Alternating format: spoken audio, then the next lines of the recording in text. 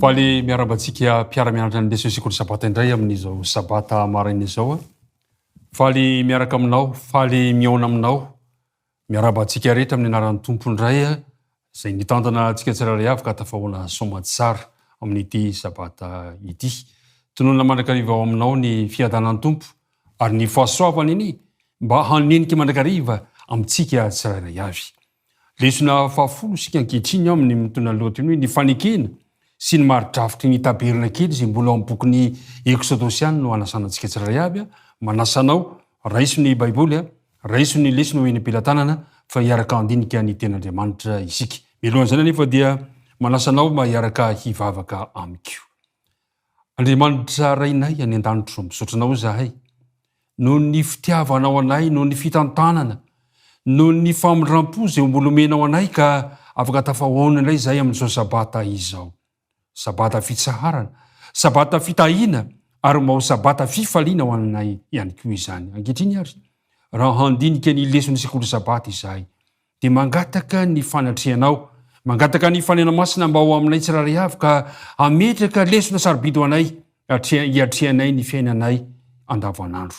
Dia mamela ny elokay ary mitahiana tsirairay avy, mitahiana mpiara-mianatra rehetra noho ny amin'ny anaran'i Jesosy. Amen. Ry mpiara-mianatra namana isany, miazakazaka ny fotoana eo anoloantsika, aty amin'ny lesona fahafolo sahady sika, efa tsy ela dia laozana ny telo volana izay iarahantsika mandinika bokin'ny Eksodosy, manentana antsika mandrakariva mba samy azoto mandrakariva hianatra ny tenin'Andriamanitra. Ny andinina tao tadina tamin'ity herinandro ity dia araka izay hitantsika amin'ny bokin'ny Eksodosy toko faha-efatra amby roapolo ka ny andininy fahatelo izay manao hoe dia tonga Mosesy ka nanambara tamin'ny olona ny teny rehetra izay nataon'i Jehovah sy ny fitsipika rehetra, ary namaly indray ny redona ny olona rehetra ka nanao hoe ny teny rehetra izay nolazain'i Jehovah dia ataonay. Mahafinaritra izany fanapahan-kevitra izany. Irian'Andriamanitra tokoa mantsy ny hiaraka amin'ny olony ka hitoetra eo amin'izy ireo amandriamaniny sy mampamorona sy mpanavitra azy. Noforonina mba hanana firaisana amin'Andriamanitra izao sy anao.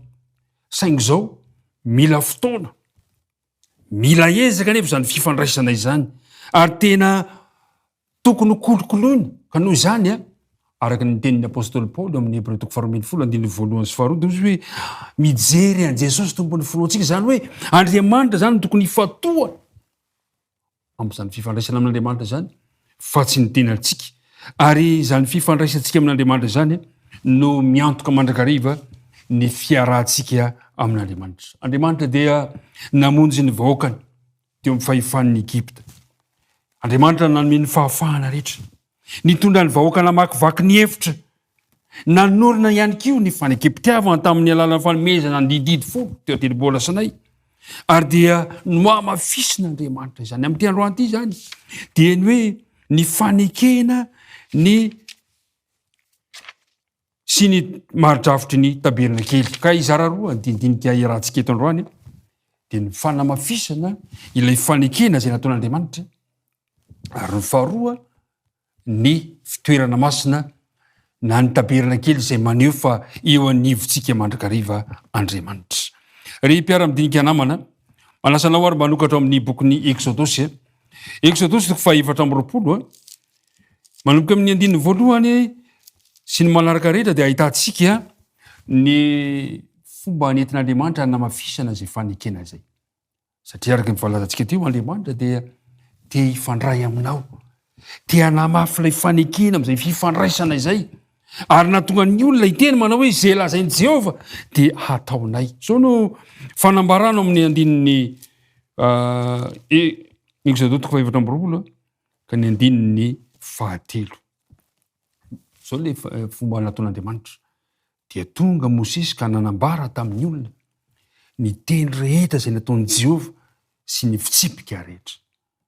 Ny fomba nataon'Andriamanitra aloha zany hanamafisana ilay fifandraisana, dia naniraka Mosesy hanambara amin'ny olona ny teny rehetra, hanambara amin'ny olona ny fitsipika rehetra izay ahafahan'Andriamanitra mitantana ireto vahoaka rehetra. Dia zao no voalaza amin'ny andininy faha-efatra tapany voalohany. Ary Mosesy nanoratra ny teny rehetra nataony Jehova. Le fanambarana zany dia noraketina antsoratra. Ary eo amin'ny andininy fahaefatra tapany faharoa dia ny foamaraina koa ka nanorina altara.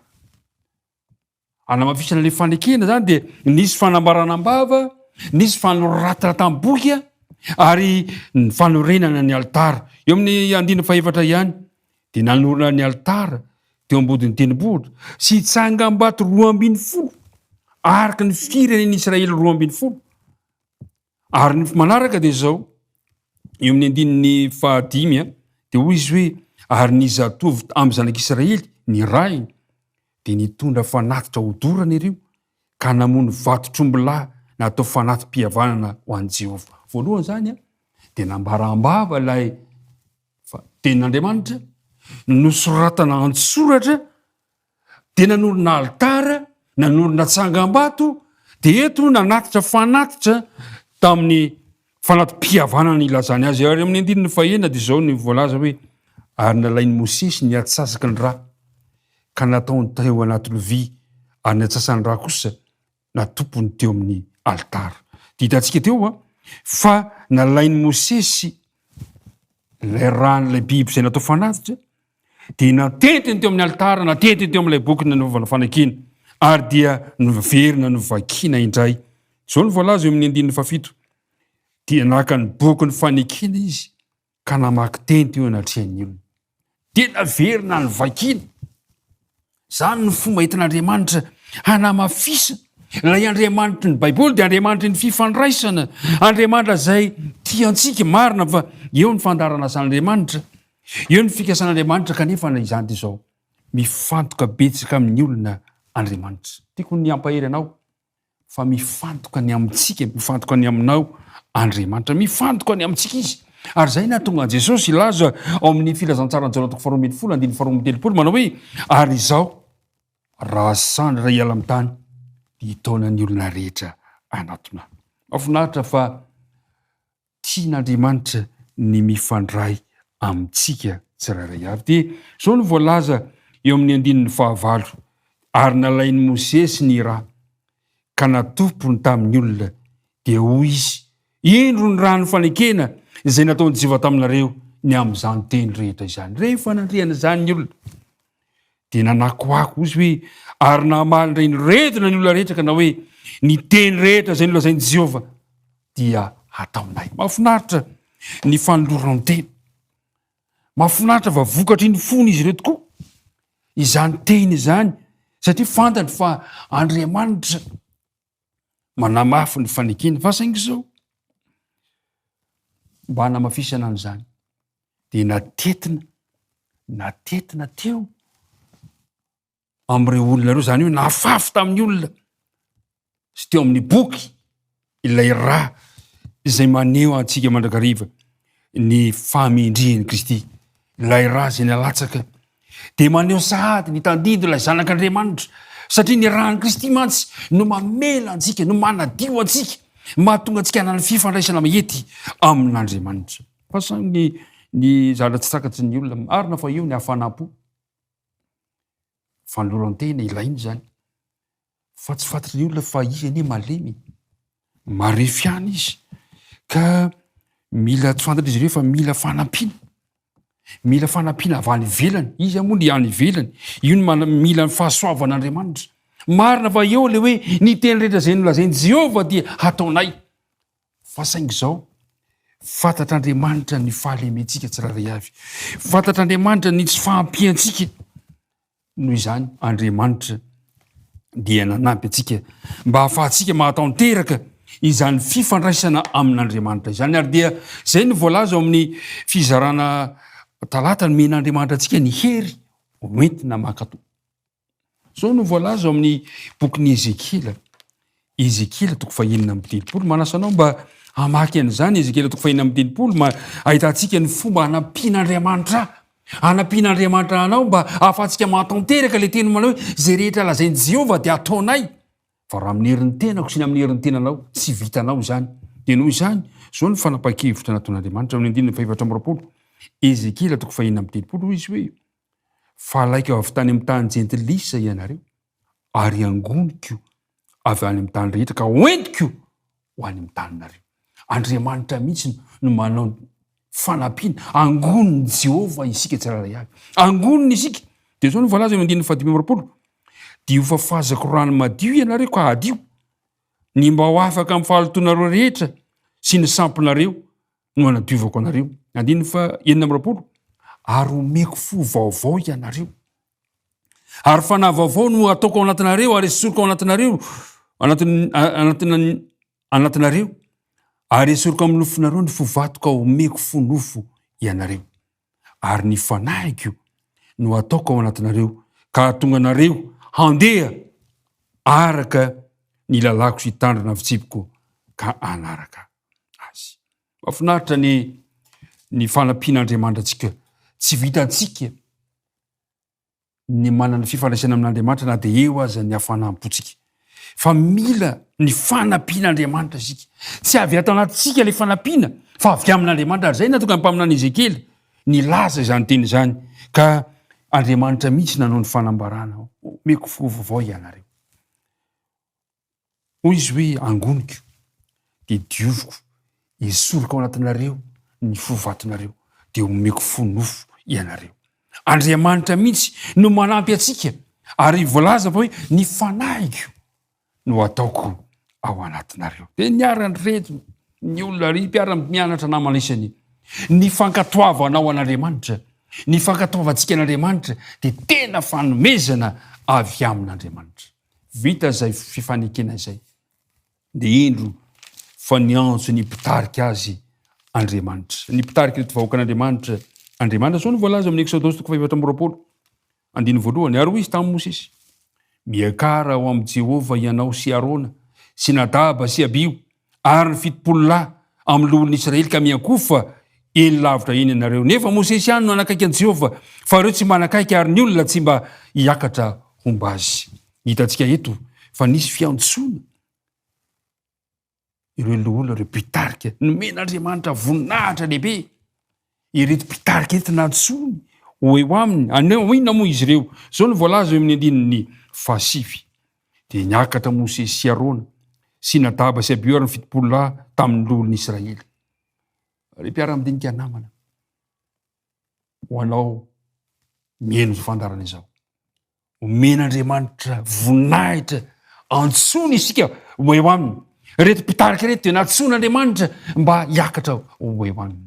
Ho antsika pasteur, ho antsika loholona, ho antsika diakona, ho antsika mpiandraikitra ny fiangonana rehetra, tadio fa omen'Andriamanitra voninahitra ianao amin'ny fiarahany miasa aminy. Anjarantsika zany mba manome voninahitra an'Andriamanitra, tsapanao ve izany tombamidy lehibe omen'Andriamanitra ny mpitarika izany. Dia hitantsika eto fa niakatra izy ireo amin'ny 10:10. Dia nahita n'Andriamanitra ny Israely izy. Mahafinaritra. Dia nahita ny Andriamanitra ny Israely izy, koa ny teo amban'ny tongony dia toy ny fanganoan'ny vato safira voavoatra, ary toy ny tenany lanitra ny famirapirany. Ary tsy naninditra ny tanany tamin'ireo lehibe ny zanak'Israely izy, dia nahita n'Andriamanitra izy ireo, ary nihinana sy nisotro. Nisy fanasana zany kay nomen'Andriamanitra ireto mpitarika reto. Nisy fanasana lehibe, nisy fiaraha-misakafo natao. Isa moa zany nanao an'ilay sakafo. Azo antoka fa Andriamanitra mihitsy no nanomana sakafo. Azo antoka fa Andriamanitra nanome sakafo tsara ho an'ireto mpitarika ireto. Andriamanitra no nanasa. Fanandramana lehibe teo amin'izy ireo ity fanasana fiaraha-misakafo nataon'Andriamanitra ity. Ny fiaraha-misakafo mantsy dia mitondra firaisam-po, manamafy fisakaizana izany, manamafy famelan-keloka ihany koa zany. Ary azo antoka fa ny mpiray fanasana dia miara mihinana amiray fo mifanampy raha tokony zavatsarotra izy ireo eo amin'ny fiainana andavanandro. Ry mpiara-midinika, izany fomba nanasan'Andriamanitra reto mpitarika reto zany dia nataon'i Jesosy koa tamin'ny mpianatra. Nanasa ireto mpianatra ihany koa Jesosy niara sakafo aminy. Ary izany fiaraha-misakafo izany dia ataon'ny fiangonana rehefa tonga ny fandraisana ny fanasan'ny tompo. Mahafinaritra izany. Ny fandraisana ny fanasan'ny tompo zany dia Andriamanitra mihitsy no manasanao. fa mampalahelo. Mbola misy olona mandany fanasan'ny tompo.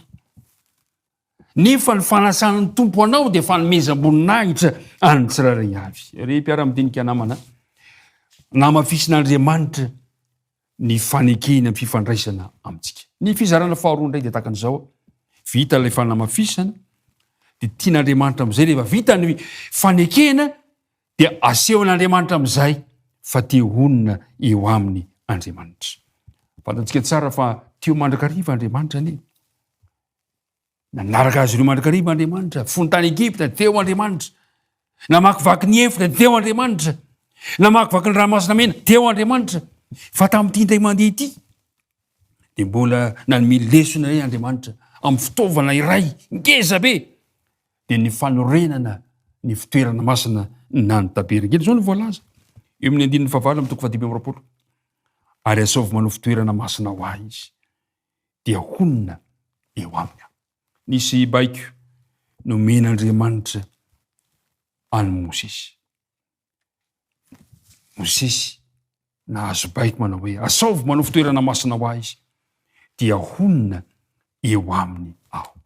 Saika ny apahatelo ny boky ny Exodosy ry mpiara-mianatra namana isany no miresaka momban'io tabernankely na ny fitoerana masina io. Ary azo antoka fa manan-danja lehibe izany hevitra izany. Inona moa no hevitra izany fitantarana izany? Marina fa eo ny fanaka isan-karazany izay nasaina natao tao anatin'izy io. Eo ny fanaka maro samihafa fa ny tena zava-dehibe dia ny hoe inona no atao anatin'izany fitoerana masina izany. Lesona ngeza be azontsika tsy ampahitana ny amin'ny drafi-pamonjena. Ny tian'Andriamanitra ambara amin'io satria manondro an' Jesosy ny fanompoam-pivavahana rehetra ao amin'ity fitoerana masina ity. Ry mpiara-midinika namana, indreto ary fa tonga ny fotoana nomena baiko Mosesy ary dia hoy Jehovah tamin'ny Mosesy amin'ny 9:1. Ary Jehovah niteny tamin'ny Mosesy ka nanao hoe mitenena amin'ny zanak'Israely mba hitondra fanatitra ho ahy izy. Nasaina hitondra fanatitra ny olona mba hahafahana manorina ilay fitoerana masina. Satria mantsy ny fitoerana masina no toerana natao hisehoan'ny fanatrehan'Andriamanitra eo amin'ny vahoakany. Marina fa ny apôstôly Paoly dia laza amin'ny asan'ny apôstôly 7:7 sy 7:15 fa ozy hoe Andriamanitra tsy mitoetra amin'ny tempolo sy ny trano natao tanana. Kanefa Andriamanitra te hiara-monina amintsika. Inona ary no tiany lazaina? Inona ary no tiany ambara? Ilay hoe Andriamanitra monina amintsika dia tian'Andriamanitra ho tsapanao. Fa amin'ny fotoana rehetra izay anompoana an'Andriamanitra andehanana moko amin'ny fiangonana dia eo mandrakariva ny fanatrehan'Andriamanitra. Ary hitantsika eto fa asaovy manao fitoerana masina ho ahy izy dia honina eo aminy aho. Andriamanitra zany amin'ny fotoana rehetra ny amin'ny fitoerana masina eo Andriamanitra te ahitanao izy. Ary dia nomena ny Tsipriany ny fandaminana rehetra amin'ny fanorenana izany. Men'Andriamanitra ny Mosesy ny mari-drafitra rehetra, ny toromarika rehetra mikasika an'izany, ny fomanorenana ny tabernankely ity, ny fanaka hita ao anatiny, ny fiaran'ny fanekena, ny mofo aseho, zavatra maro samihafa dia naseho tao anatin'izany. Zany rehetra zany dia hoy izy voalaza amin'ny 7 amin'ny 5:10 manao hoe araka izay rehetra asehoko aminao dia ny endriky ny tabernankely sy ny endriky ny fanaka rehetra momba azy dia araka izany no anaovanao azy. Dia 9:10 ary tandreo mba ataonao araka ny endriny izay naseho taminao tao an-tendrombohitra izy. Ry mpiara-mianatra namana, ny fanorenana ny fiangonana izany tsy ahitraitrako akory. Tsy hoe mba te handeha hanangana fiangonana voatra mahafinaritra manangana fiangonana, fa baiko n'Andriamanitra, tari-dalana avy amin'Andriamanitra manokana izany. Tsy azahoako voninahitra, tsy azahoako vola aman-karena, fa fahazahoana kosa ny fanatrehan'Andriamanitra. Asaovy manao fitoerana masina ho ahy izy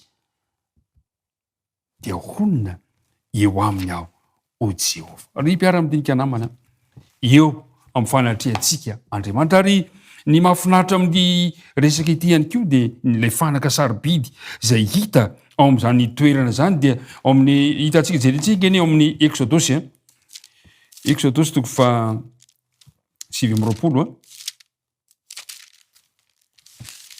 Exodosy 7:20 ka manomboka amin'ny 12:20 dia manambara izy amin'ny Exodosy 7:20 ka ny 9:20 dia hoy izy hoe ary ho fantany fa izao no Jehovah Andriamanina izay nitondra azy nivoaka avy tany Egypta mba ho honina ho aminy aho. Izaho no Jehovah Andriamanina. Ry mpiara-midinika namana isany, zava-dehibe ny nanorenana ny fitoerana masina satria toerana anankiray izay tian'Andriamanitra honenana. Toerana anankiray ihany koa izay nametrahan'Andriamanitra ny fiaran'ny fanekena. Fantatsika tsara fa rehefa nomen'Andriamanitra ny tsipiriany tamin'i Mosesy ny toromarika momba fanompoam-pivavahana tao amin'izany toerana izany, dia nasaina nanao akanjo mpisorona ihany koa ny mpisorona rehetra. Ny mpisorona be dia nasaina nanao ny fitafiny ary nasaina notokanana aza ireo mpisorona ireo. Reny rehetrarehetra dia maneho an Jesosy. Fa izao no voalaza amin'ny Exodosy 1:30. Vita ny izay fandaminana izay dia nifidy mpiara-miasa ao amin'ny fiangonana Andriamanitra. Izao no voalaza eo amin'ny 9:1. Exodosy 1:30. Ary Jehovah niteny tamin'i Mosesy ka nanao hoe indro efa notononoko anarana Bezalila sy zanaky Ora avy tany amin'ny fireneny Joda, ary efa nofenoako fanahin'Andriamanitra izy, dia fanahiny fahendrena sy fahiratan-tsaina sy fahalalana. Amin'ny 9:9. Ary indro izao efa nanomehany Oliaba zanaky Ahisamaka avy amin'ny fireneny Dana ho namany, ary ny fony izay eny rehetra dia efa nasiko fahendrena mba hanaovana izay rehetra efa nandidiko anao. Ry mpiara-midinika namana, eo amin'ny tiandinity no ahitantsika voalohany amin'ny hoe Andriamanitra dia nameno ny fanahiny tamin'ny olona anankiray. Andriamanitra tokoa mantsy no miantso ny olona hiara-iasamy ka fienoany ny fanahiny izany olona izany, tahaka ny Bezalila. No fienoan'Andriamanitra ny fanahiny mba ahafahany mahatanteraka ny fahaiza-manao rehetra, ny fahalalana rehetra, ny fahatakarana rehetra amin'ny fiaraha-miasa amin'Andriamanitra, ary niaraka tamin'ny ihany koa Oliaba amin'ny fahaiza atao zavatra mba ahafahany mahatanteraka ny asa amin'ny fiangonana. Vita ny fanekena. Rehefa vita ny fanorenana ny fitoerana masina dia nametraka fandaminana farany Andriamanitra. Dia nampatsihevin'Andriamanitra ny amin'ny sabata. Zao no voalaza mantsy eo amin'ny Exodosy 1:30. Hoy izy hoe ary Jehovah niteny tamin'i Mosesy amin'ny 2:20. Ary Jehovah niteny tamin'i Mosesy ka nanao hoe ary dia mila zaho amin'ny zanak'Israely ianao ny sabatako no tandremo fa famantarana ho amiko sy ho aminareo hatramin'ny taranak'ireo faramandimy izany, mba ho fantatrareo fa izao Jehovah no manamasina azy. Koa tandremo ny sabata fa masina aminareo izany. Izay tsy manamasina izany dia atao maty tokoa.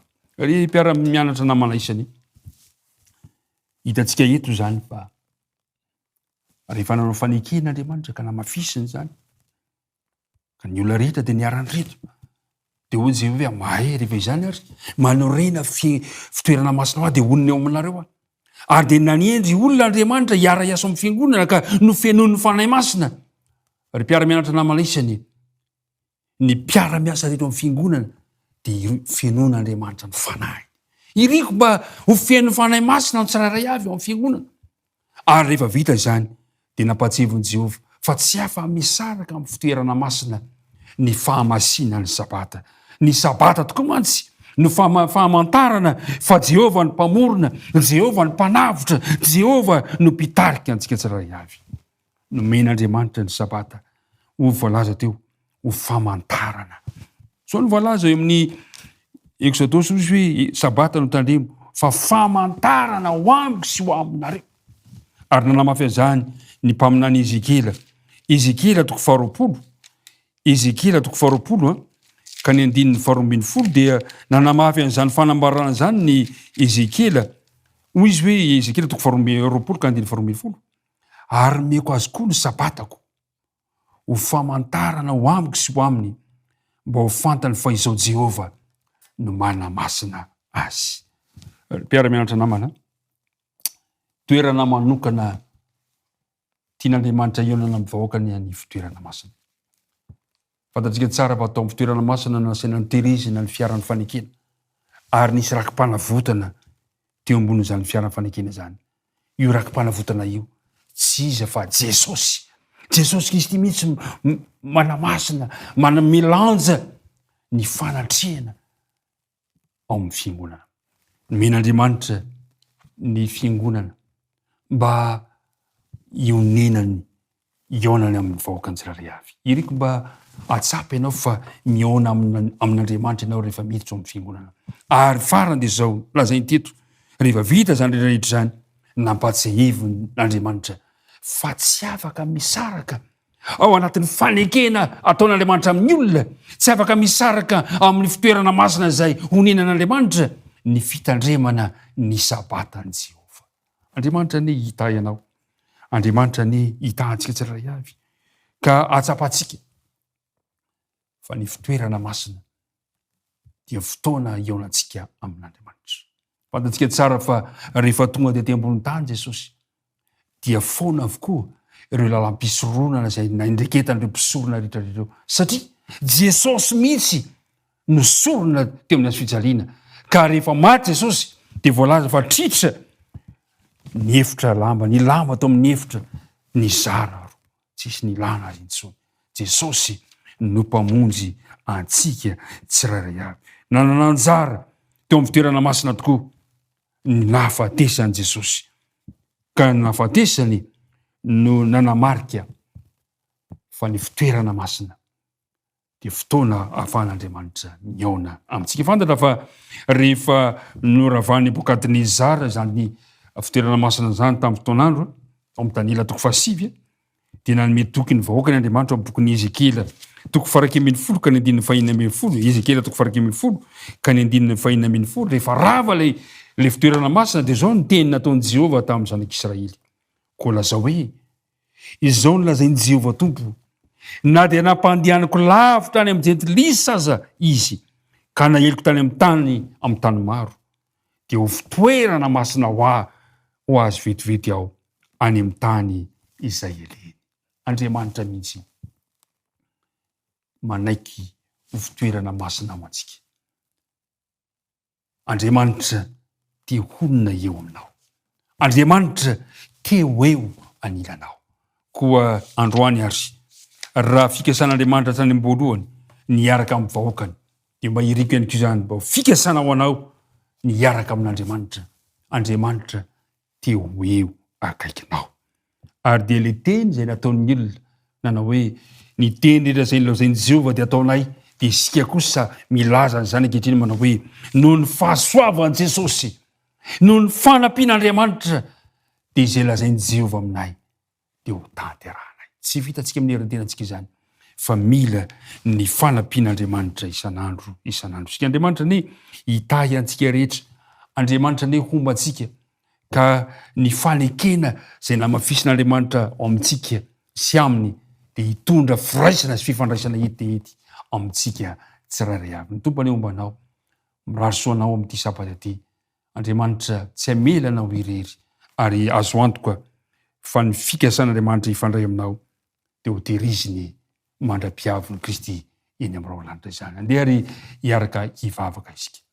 Andriamanitra rainay io, misaotra anao izahay noho ny fotoana sarobidy izay nomenao anay, ka nahafahanay nianatra ny teninao, ka nahafantaranay fa ianao dia manome voninahitra mandrakariva ny zanakao, ary manirana manasanay, hanana fifandraisana aminay. Tompo malala, misaotra anao izahay fa namafisinao androany ny fanekena fiarahana aminay. Nasainao ihany koa nanorona ny taberna kely izahay mba honinanao, mba hahafany miona aminao. Ataovy matoky izay Andriamanitra hamafisy ny fononay fa miaraka aminay mandrakariva ianao. Ary nampafantarinao ihany koa fa tsy afaka misaraka amin'ny fitoerana masina ny fitandremana ny sabatanao. Ny irenay Andriamanitra dia mba ho tsapanay zany fanekena rehetra izany, ka dia mba ianao mihitsy no anomenay ny fo vaovao ahafany manamafy ny fifandraisanay aminao. Dia mitahy ihany tsirairay avy amin'ity sabata ity. Nivavaka tononona sy ankatany amin'ara Jesosy irery ihany. Amen.